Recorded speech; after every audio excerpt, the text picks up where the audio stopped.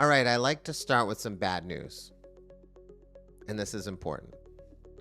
No one wants to hear anything you have to say unless you give them a reason to listen. I'm going to say that again because I want to be really clear and because I don't think anyone really believes it. No one wants to hear anything you have to say unless you give them a reason to listen. I tell you this because I meet people all the time. People who stand on stages, who hold microphones, who stand in conference rooms, who conduct all hands, CEOs, vice presidents, entrepreneurs, everyone.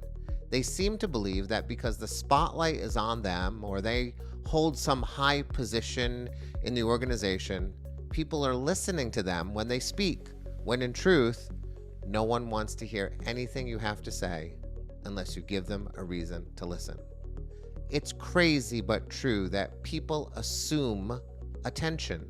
They assume that because they are standing and speaking that other people are attending to them when we know this is not true. I know that right now it's not true. I know that it is entirely possible for you right now to allow your mind to wander to some to-do list you have today, or to look at your computer screen, or to take another bite of your cereal. It is so easy to stop listening to the person who is speaking.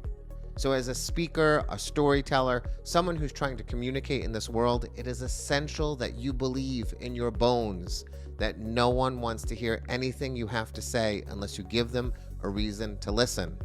The sooner you believe this, the better you're going to be. Every single time I take a stage, whether it's to tell a story or speak to a class of 10-year-olds or speak to a bunch of executives in a boardroom, I believe in all my heart that no one wants to hear anything I have to say.